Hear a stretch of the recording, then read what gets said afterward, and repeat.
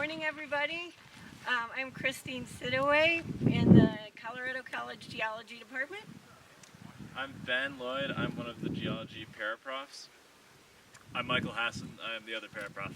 And who's with you, Michael? And this is Ava. Good girl, Ava. She's old. And Finn. This is Finn, the puppy learning to be a geology dog.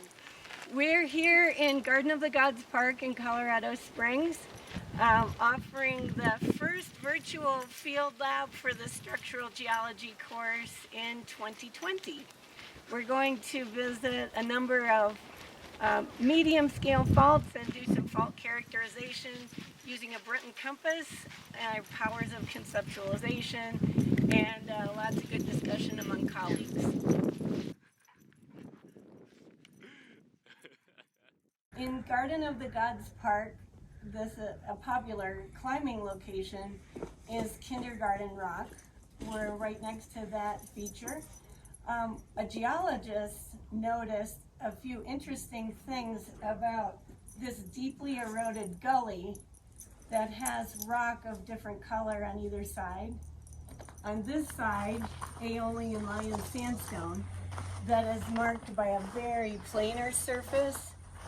And on the other side of the gully, also lion sandstone, but it's very light in color.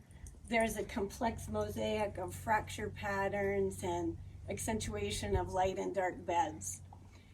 There are some prominent lines in a very regular geometrical pattern present. It looks like we're dealing with the circumstance of fault striations.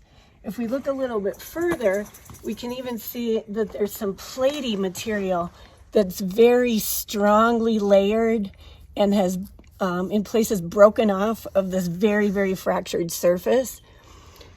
This is a place we would like to do a full fault characterization, a geometrical measurement using a Brenton compass with accompanying observations that help us understand and develop an interpretation of, if it's a fault, what sort of movement was responsible for the relative motion between a footwall block below the inclined surface of the fault plane and a hanging wall block on the other side of the gully.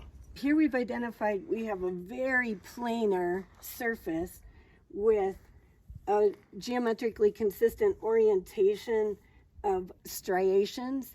This is a good place to make a geometrical measurement of a fault plane and associated slicken lines or fault striae using a Brenton compass or Brenton pocket transit.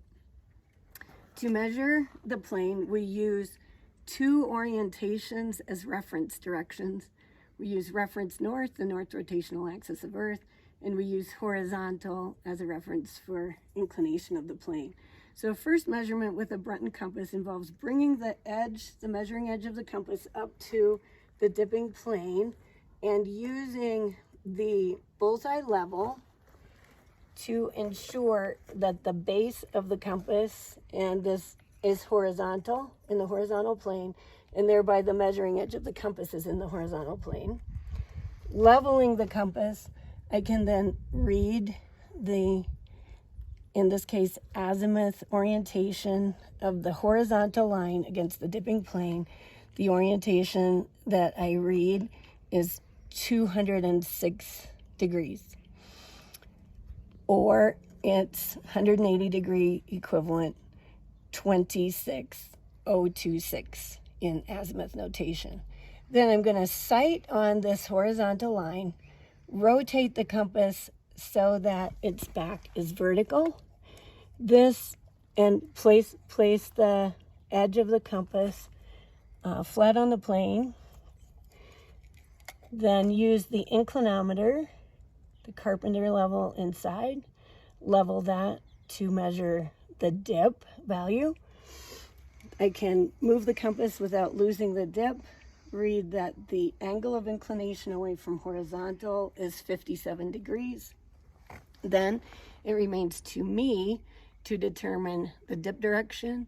The azimuth I measured is 026206 perpendicular to that over my right shoulder toward the direction the sun rose would be southeast. The full measurement for the dipping plane is 026, 56 southeast. Having measured the strike and dip of the plane, there's an additional geometrical measurement that we can acquire here as an additional piece of information in our full fault characterization, and that is the orientation of the striations on the dipping plane. Now, dip, we measured previously, dip is the maximum of angle of inclination on an inclined surface.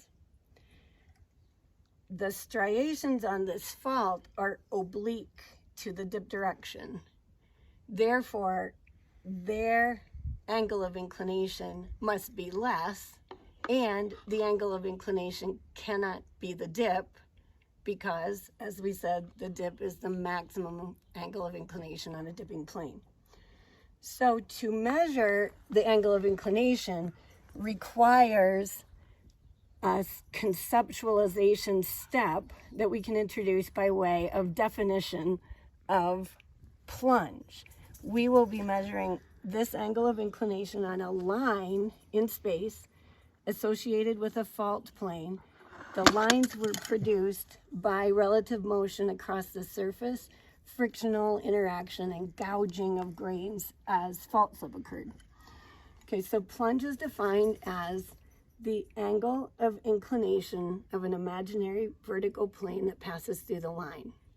This requires some conceptualization and imagination because we're not using a physical plane, we're using an imaginary construct, a projection that is vertical. I'll use this aid, just a plexiglass piece, to bring a plane in. This is going to be my imaginary vertical plane that passes through the line.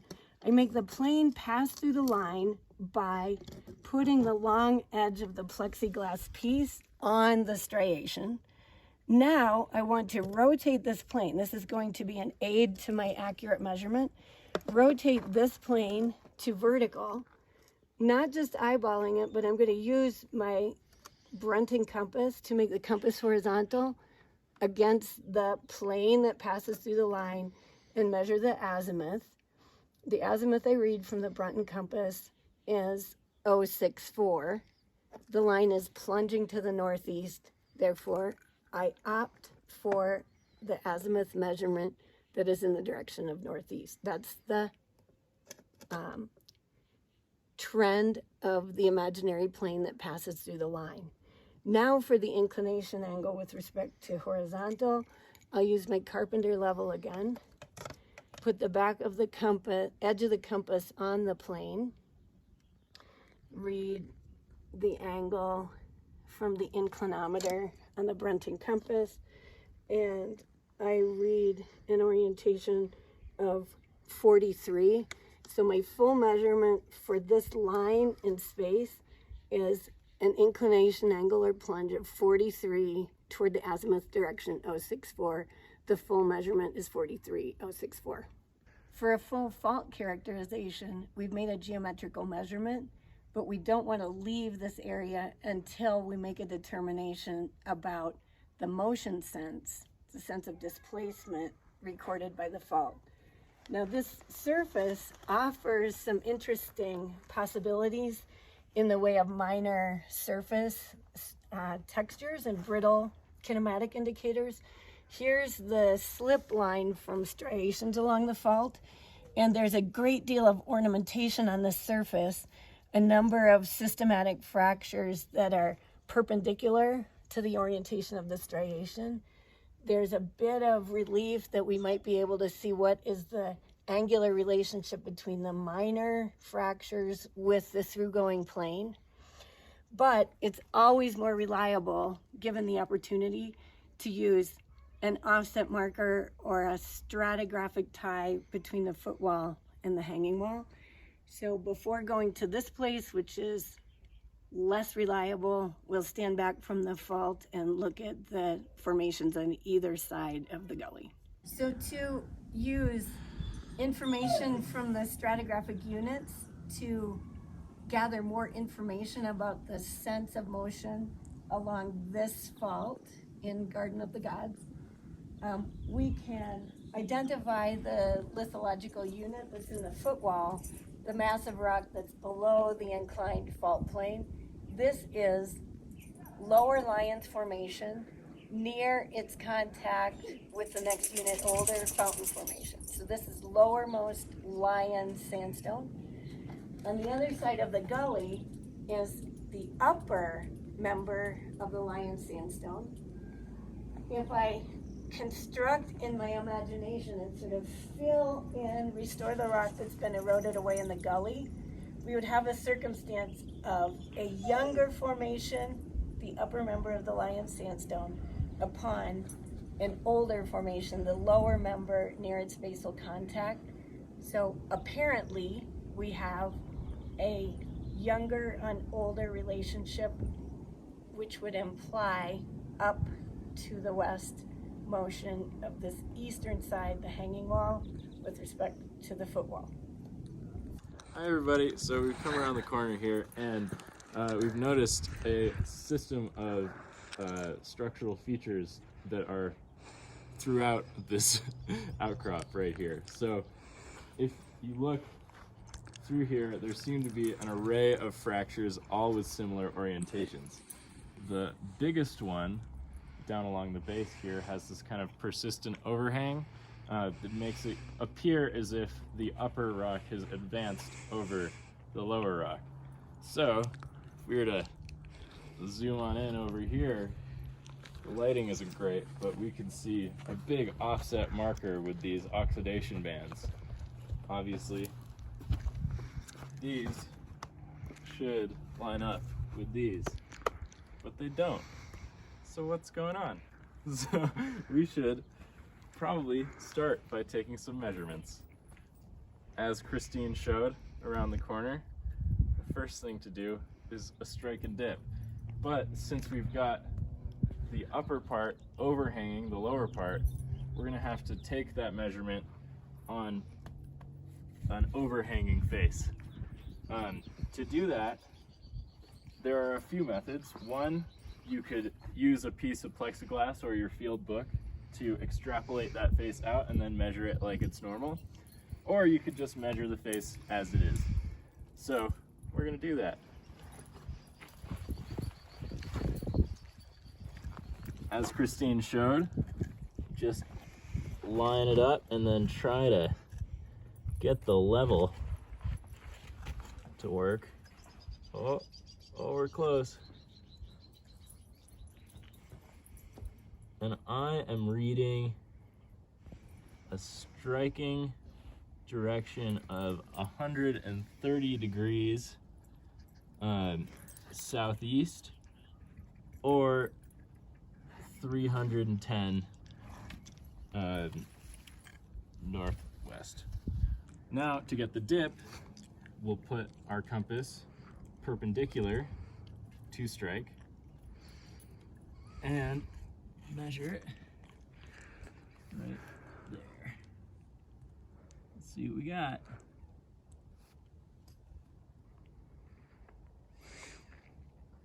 Dipping 45 degrees to the southwest. This is an along strike view toward the southeast of the fault plane measured a moment ago. And we've examined the length of the structure and discovered that this portion of the underhang in this location has beautiful, delicate hematite streaks forming a lineation. So we can progress with our geometrical characterization of this fault by measuring strike, dip, plunge, and trend for this much more gently dipping structure. So we'll demonstrate quickly strike and dip, bringing the horizontal, the edge of the compass up to the rock, rotate 90 degrees, use the inclinometer to measure the dip value, use the cardinal directions of north, east, south, and west to determine the dip direction, and the attitude of the plane is 132 is the strike and dipping at 35 degrees to the southwest. excellent. So now the tricky task of accurately measuring lineation on an underhang, and bring the measuring edge of the compass up to the striation and then rotate the back to vertical. Okay, so sighting down on the edge, the back of the compass is vertical, so we can get an accurate measurement of plunge. Then, because there's not enough space to insert a projection plane or field notebook here, the exciting task is to align the black sighting line in the compass mirror with the reflection of the hematite striae to make a measurement of the trend of this line on the dipping plane. And our measurement is 29,260. Excellent work. So far, we visited a moderately steeply dipping fault that dips to the southeast, a moderately dipping fault that dips to the southwest, and here we have a low angle fault that dips to the northwest. Something celebrated by structural geologists is the actual complexity of deformation that can allow for different geometries and kinematics of brittle structures that taken together accomplish the deformation of a rock volume. We spoke about kinematics earlier, and that ornamentation on fault surfaces can be used to determine a motion sense or kinematic sense. But I'd like to emphasize where we have sedimentary units, the most reliable form of evidence for sense of motion is an offset marker. For instance, here in a hanging wall above this planar surface, which is a fault, we have quartz arenite of the character of lion sandstone, and we have very coarse arcosic conglomerate of the character of fountain formation here. And the beds are parallel in each block. Here is one marker, a deep red silt bed that is present in the contact of the Arcos bed about 1 meter thick below. It comes into the fault plane. We can track it continuously in the fault surface and then track its continuation up into the hanging wall. Motion is described as the motion of the hanging wall with respect to footwall. This would suggest an apparent reverse topside up motion across this marker. If we take a look to check for consistency, we can see the meter thick Arcos bed itself with conglomerate against well sorted quartz arenite in the hanging wall, and that upper contact continues down to this, would have continued into this contact in the footwall. So a consistent sense from the top of the Arcos bed and this vertically inclined structure to this Arcos bed. So just to reemphasize, the most reliable kinematic indicator is an offset marker that can be clearly identified in both hanging wall and footwall or both sides of a wrench structure. And then, Michael, even though you're holding thin,